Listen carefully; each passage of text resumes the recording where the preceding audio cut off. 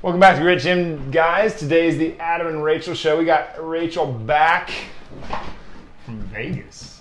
Yeah. Did you guys know that? I was in Vegas. Rachel was in Vegas last week, or this weekend, for one of her friends' birthday. The friend didn't even know that she was showing up, which was kind of cool. But before we get into this, please like, comment, share below. We really like to have you guys interact. And also, definitely sign up. Go over to gritgym.com, go to the shop, go to sign up for a strategy session, get involved with Grit Gym in some way. We have the Move Strong games coming up, and that should be really fun. It's a friendly competition. If anybody gets really cutthroat, we're probably going to have a conversation with them. So it's a friendly competition.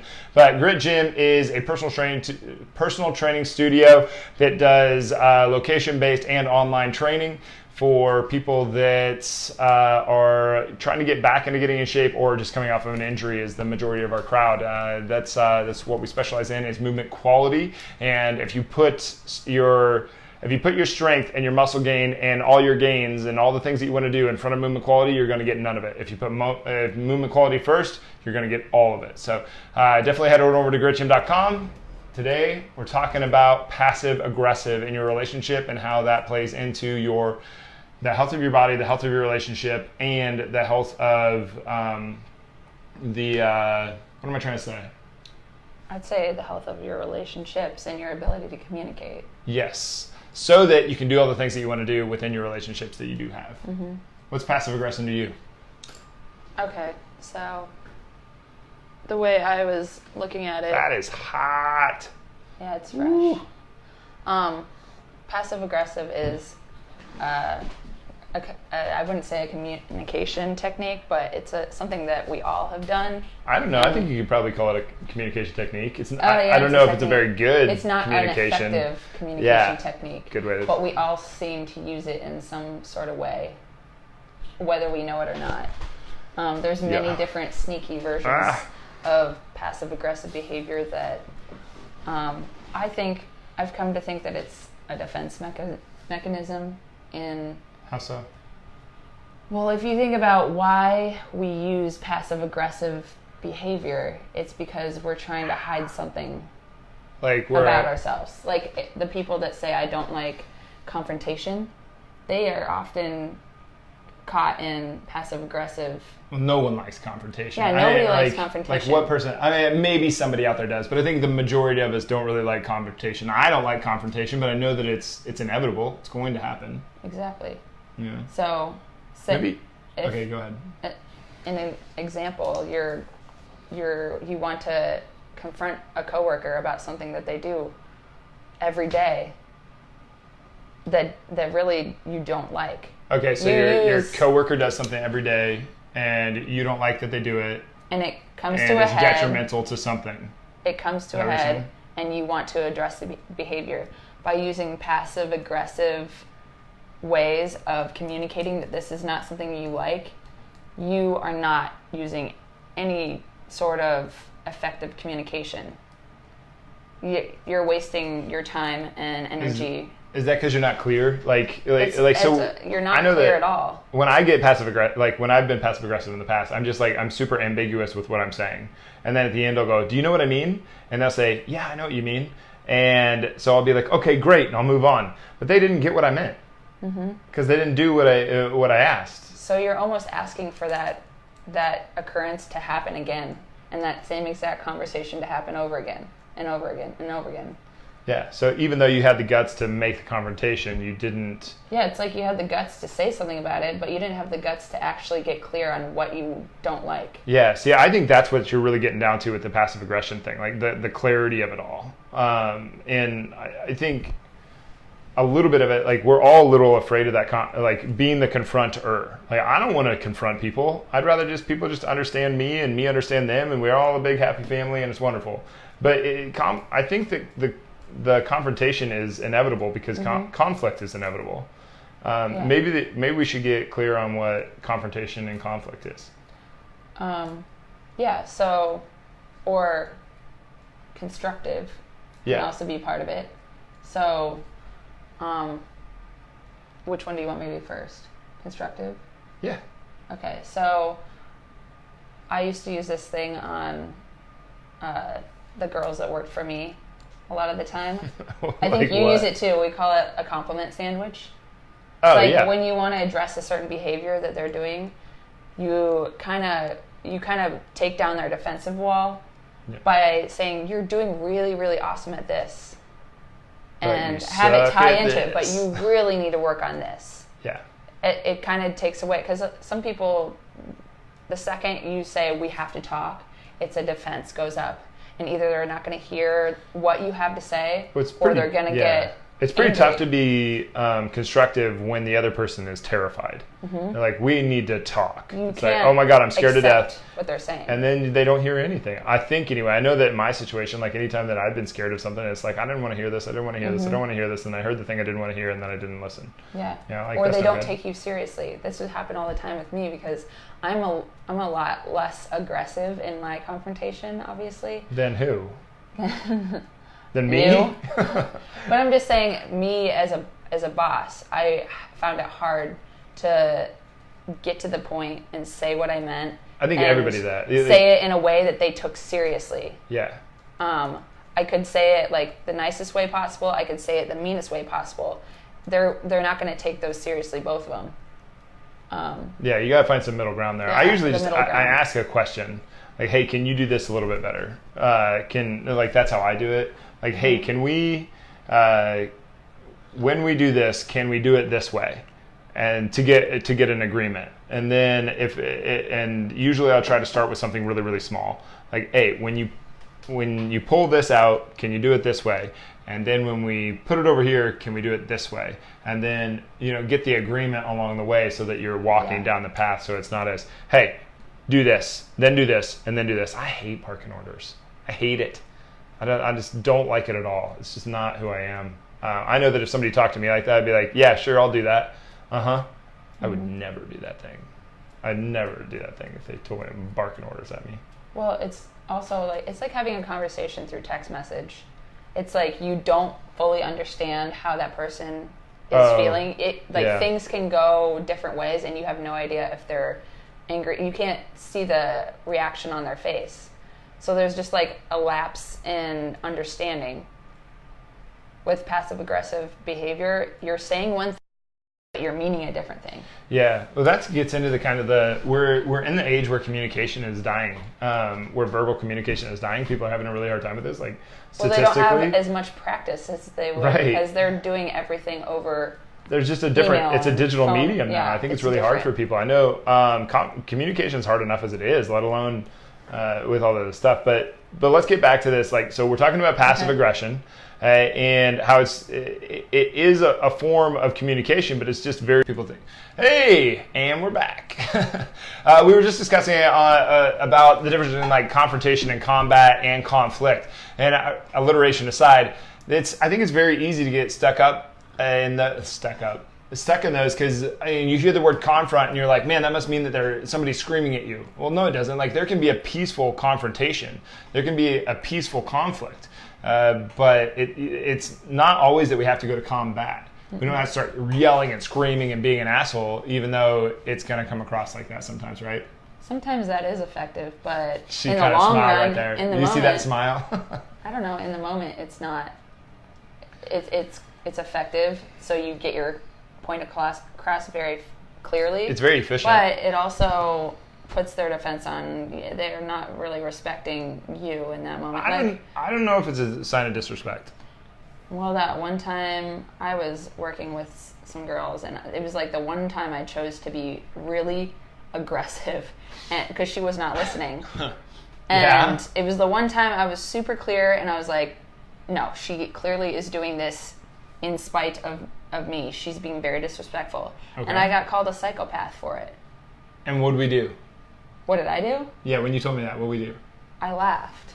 And then what did we do? So we had high-fived, and I was like, I'm so proud of you. Yeah.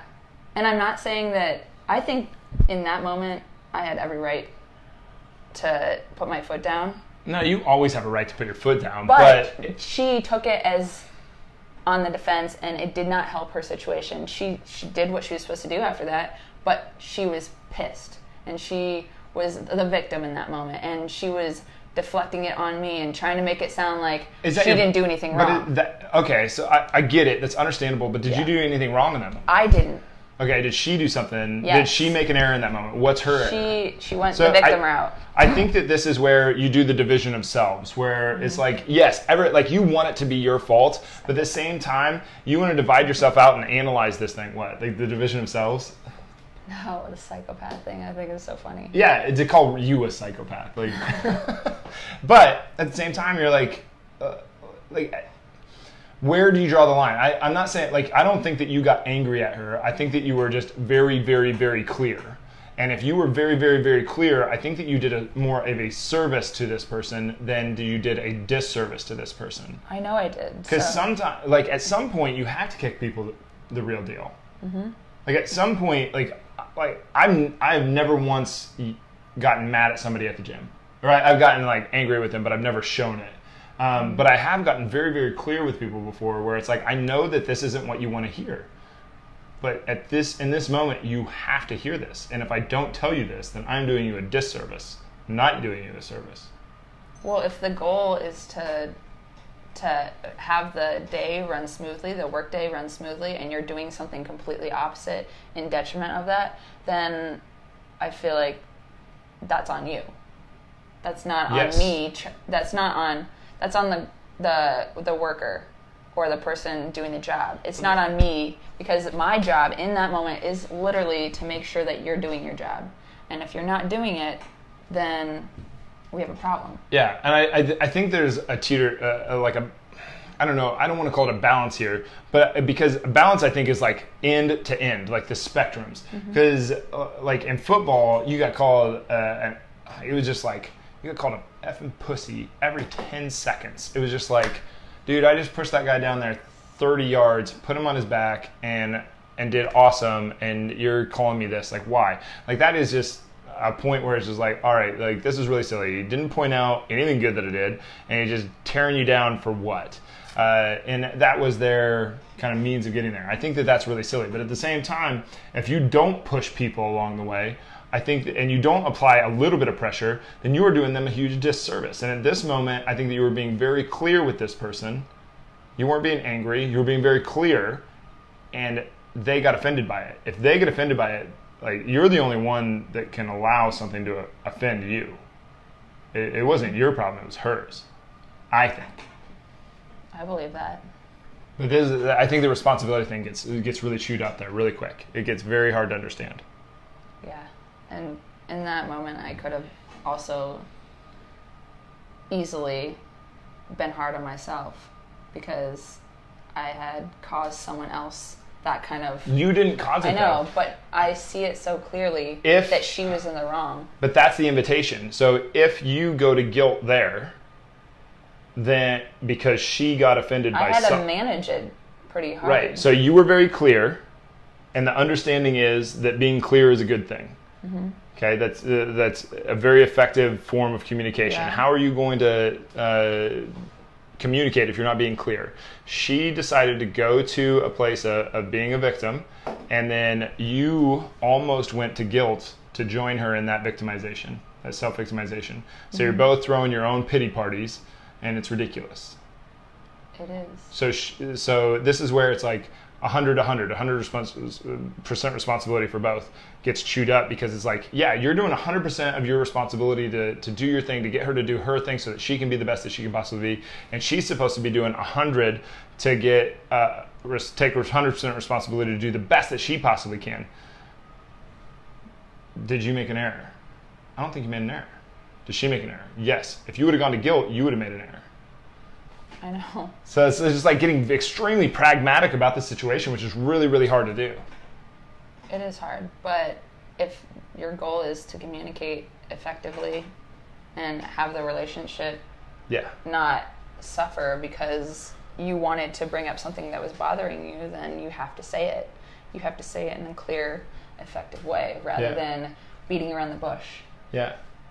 Because... What's it like to deal with me sometimes? And the whole clarity thing, where I'm just like, what did you mean? What did you mean? What did you mean? That's so annoying. But I know, but at the same time, like, I mean, I don't get mad or you used to, or not you I used know to get like not frustrated. To. Yeah. I know to come from a different perspective because I know what you're trying to do. I know what you're trying to accomplish. You're trying to get to a resolution, or I'm trying to solve the scenario. Like if I say to me, it's like you pick a time and that's the time that you go, right? This is an easy example. So like we're going to be there at 8 p.m. That means we need to leave by 7:30 p.m. Mm-hmm. And when Rachel and I first got together, it was very much a situation where she was like, where if I said we're going to leave at 7:30, she thought that meant she could still be doing her makeup, that we had time, that we could show up just a little bit late. And it's like, no, it's not about showing up late. We're going to leave at 7:30. Like the first few times that we would go anywhere together, it was like I'd be like, okay, I'm going to the car. It's 7:25. I'm going to the car. You have 5 minutes and I'm leaving. She'd be like she wouldn't believe me. And I'd start pulling my car. I'd walk back in and be like, all right, I'm leaving. And she'd hear the garage door open, me start pulling out. She'd be like, oh my God, oh my God, oh my God. I'd come running out and then jump in the car and be like, what's your deal? Like, why do we have to be? And it's like, because I said, I was very clear. We're going to leave at 7:30. Whatever. We just had, that's the lack of clarity too, because in my house, it was, I don't think in any time that we were leaving somewhere as a family, we left on time. Like I would put $1 million on that bet. Not one time. And even 5 minutes after is not on time, so. No, it's a discipline to be. But anyway, yeah. When we first started dating, I think that I probably was not I was probably passive aggressive about the whole like we need to leave around 7:30. You know, like no, we need to leave at 7:30 and get very clear with the scenario that you're in. I think it's very easy, and if you're not very clear, a conflict starts very quickly. And I don't really want a lot of conflict. Like I said earlier, I don't like to confront a conflict. I don't want to do it. So I want to be extremely clear on what the expectation is, what's mine, what's yours, where's our responsibility lie, who's going to do what, all that kind of stuff, so that everybody knows what is going on. So if you're really clear about it, nobody can get offended. This is your job. You don't do that job, and I pointed out, hey, you didn't do this job. You know, hey, why didn't you do your job? That was the agreement. We were clear on that, weren't we? Yes, we were clear. Then why didn't you do your job? Now I don't really need an answer. But it's like, go ahead and do your job. Yeah. And I know that you've never really worked with coworkers who use this as kind of like a bullying mechanism. What do you mean? The passive aggressive thing? Yeah. Oh, I think you'd be surprised how many people that you train are passive aggressive. They use it. I didn't know it. I almost feel like they use it to not be clear, so that they could say later on, well, I wasn't mean, or I wasn't, like, I was very nice. I came at them very nice, but I've had instances where I was like sad over the way. I didn't even think this is where you were going to go, but yeah. Well, I mean, I think it should be brought up because use it. In that moment, I knew that their aggression wasn't warranted, but I also took it so hard on myself. Because so like a guilt and I shame wasn't I felt guilty. I felt ashamed for not doing what I was supposed to do. But I mean, now there was a guy anyway, am I cutting you off or keep going? Now I love myself enough to know that I shouldn't have to deal with that behavior anymore. So it's almost like a game for me, or like a trigger when somebody is that way to me, and I'm like, they use sarcasm instead of like being clear. I'm like, oh, that's funny. Like, why do you think like that? What's wrong? Like, it's playing their own game with them, because but you're confronting them on it so that they can't. Confronting it so that they don't ever do that again. Yeah, because this is a bad position to be in. Well, I hate when I really see silly. it done to people who don't understand that that's what's being done to them. It's like, why are you playing this game with this person who has no idea what you're doing? Yeah, it's manipulative. Yeah, I personally would rather know where people stand. I'd rather you be a complete asshole to me than do the whole passive aggressive thing. I despise passive aggressive thing. I think it's ridiculous. It's bullying. It totally is. Like Molly does this. Maybe I should let that off. But she does. She does. My older sister used to do this all the time. I don't know if she still does, but it's drink of choice, though. She'll get so pissed off, and then she'll calm down, and she'll try to talk to you, and she'll be all nice and everything, but she's so snide about it, and it's just like, just get pissed. I'd rather you just get mad at me. Just let me have it, get it over with, let it out. Don't try to pull this bullshit off. I know what's going on. I know you. But I would much rather know. There was this guy that we grew up with. He was one of my older brothers. His family and our family were really close family friends. They were always around. I just really liked him though. But every once in a while he would just fly off the handle. Mm-hmm. And it'd just be like, dude, like, you are a scary dude. And he was big and he was a strong guy. And I was like scared of him when he would do this, but I always appreciated it because I always knew where this guy stood. Yeah, you knew he wore his emotions on his sleeve. Maybe not in a good way, right? Not in a good way. There was other ways that he could have gone about it. But at the same time, you knew where he stood, and you knew when you stepped out of line. I do not like not knowing where the borders are. Yep. Like, I might not follow your borders, but I want to know where they are. I want to know when I can violate them. Yeah. And also, I think when people do, like the people that give you like a backhanded compliment, I think those are really funny. That's a very, very clear indication that they are insecure about something in that moment. I don't know, that can work two ways. I've given backhanded compliments plenty of times before where after I said it, I was like, I really meant that in a good way. It came out all wrong. I didn't do it in like it was like, say somebody was saying like, oh, I heard that you got that promotion, and you're not even really good at your job, and you didn't even graduate college, but good job for you. It's just like, oh, you got that promotion, huh? It's like, wow. What does that have to do with Shows me? That you don't have to try hard. Like, are you giving me a compliment, or are you saying like you don't deserve this? Yeah.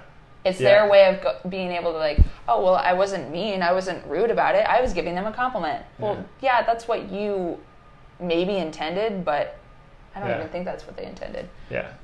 But that's passive aggressive. Yeah, I think being passive aggressive, like, I definitely think you can do a confrontation in a way that's like, hey, can we open up lines of communication, and can we agree to have a discussion here and have a nice discussion? But at the same time, there comes a point where I was in a movie theater once where this guy wouldn't shut up, and everyone around us, like I was sitting right behind him, and everyone around us was obvious, like looking down every 10 seconds because he's just talking as loud as I am right now. And eventually the movie was going on, so I just kicked his seat. I didn't know what else to do. I wasn't gonna try to I didn't know what to do. Anyway, so and I wasn't really mad. I just wasn't that recently too? Yeah, I just fed up and just kicked his seat. And I was like, oh, I can't really, what am I gonna do? I'm gonna sit and have a conversation with this guy. Kicked his seat, and he goes and he called me rude, and then I said I would have done something else. I would have reasoned with you had that not disrupted the movie too. And he got so mad at me. But then he just sat and sulked the rest of it, and he didn't say anything. Wait, what did he say to you?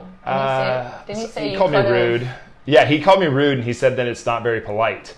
And I said I would do something else, but the movie's going on. I would talk to you, but the movie's going on. And then he sat and he left right away after the movie was done, and everybody around me was like, hey, thank you so much.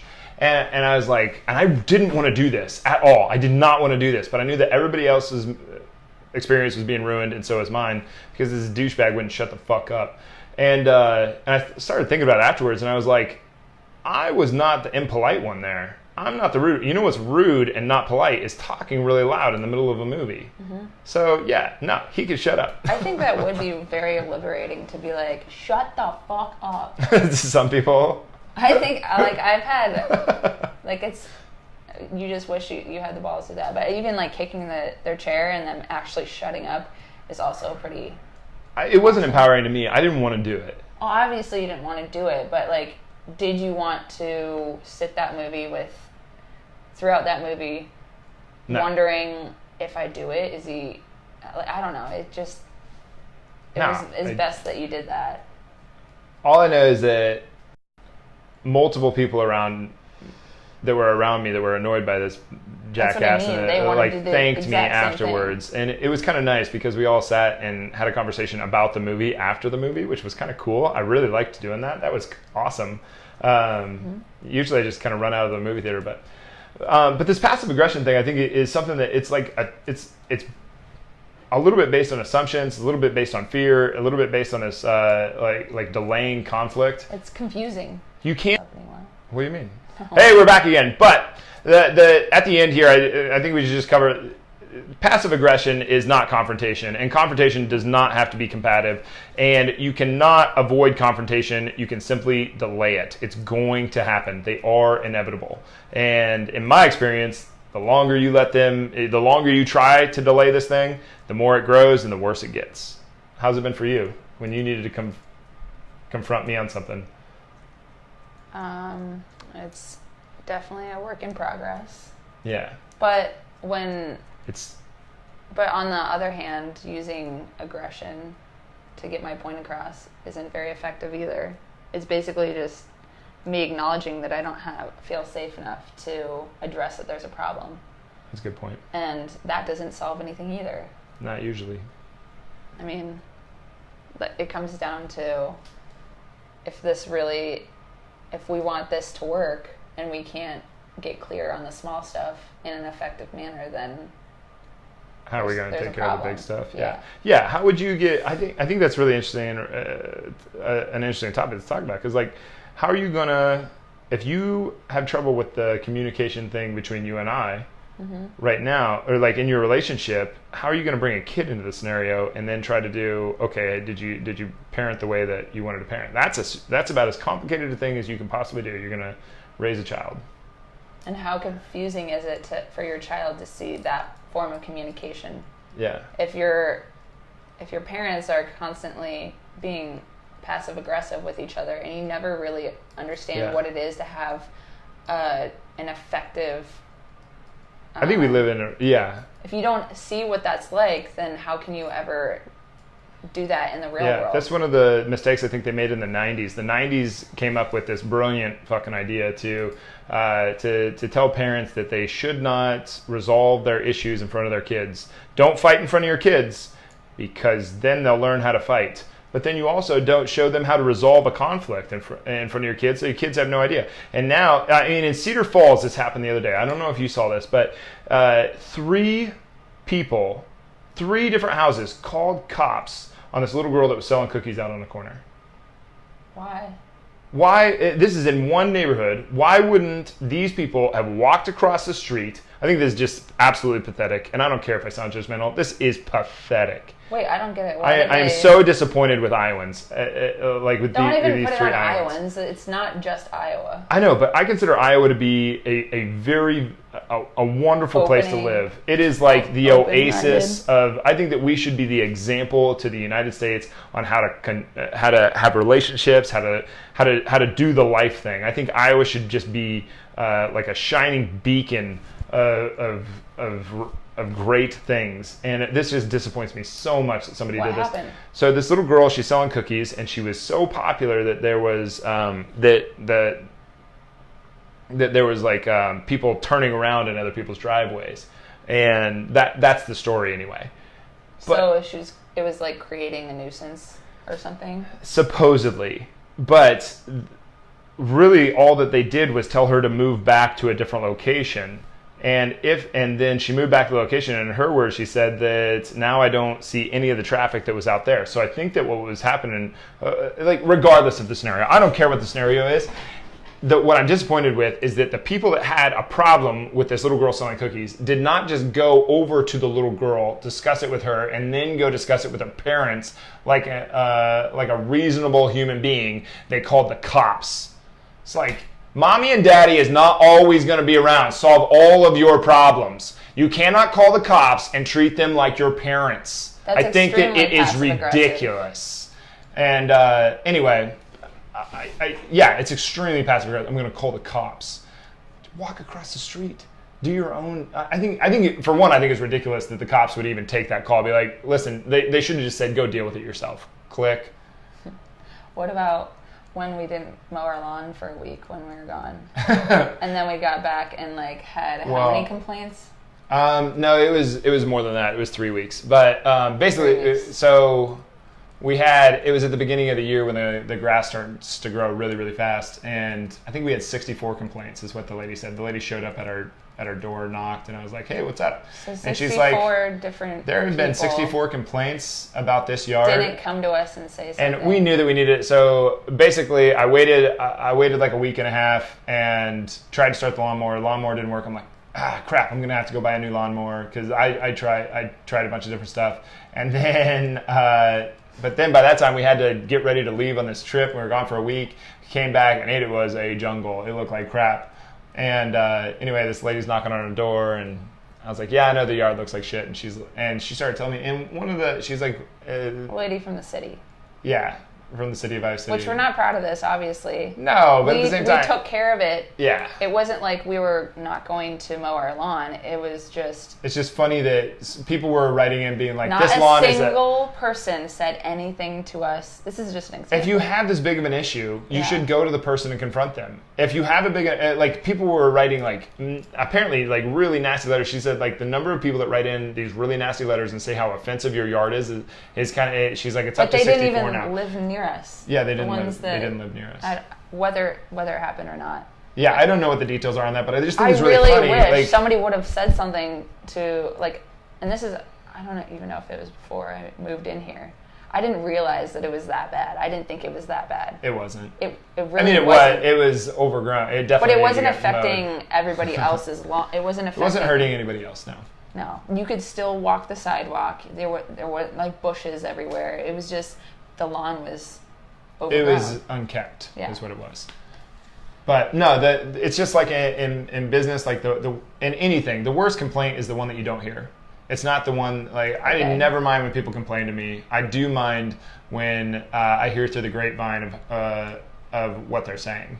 Mm-hmm. And I usually call them up and just be like, hey, what's going on, and talk with them a little bit about it. And one lady took a great offense to that. I was trying to be very diplomatic in my approach. And she said, I'm not intimidated. And I was like, why would you be intimidated? I'm just calling to see what's going on. I thought we were on good terms. And she said that we were on good terms, and I don't totally understand the situation there, but. Well, it happens a lot in high school. Like before we in junior high, before we realize what effective communication is, there's a lot of people that talk behind each other's backs and they're very fake. If I knew that this person didn't like me and was talking behind my back, I probably wouldn't be friends with them. My first girlfriend in college, I remember going to her house one time, and apparently she was one of those people that doesn't rinse the bowl after she's done eating cereal.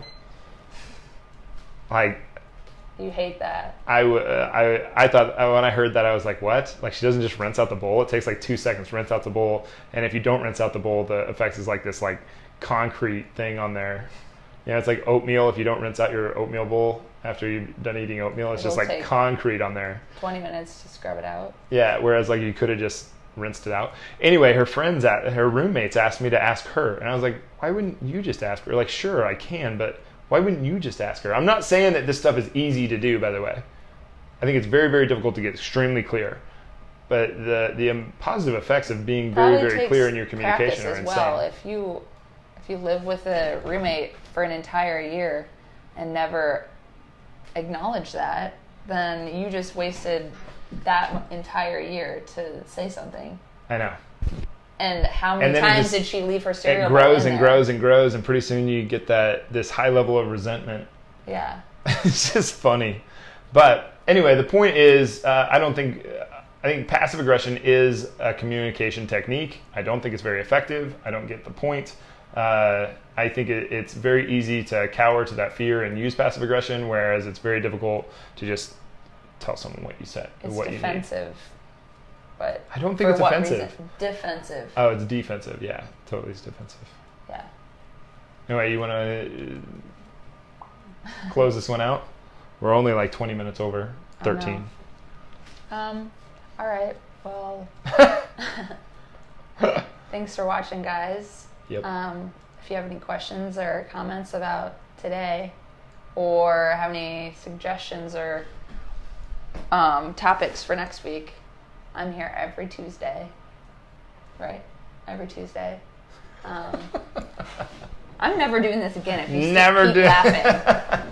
You're just cute, that's all. That doesn't help. The agreement was that Rachel was going to do the send-off. This last week we said Rachel is going to she's going to close us out. So this week she did. So yeah, like, share, comment. That was good. Whatever. All right, thanks guys for being here.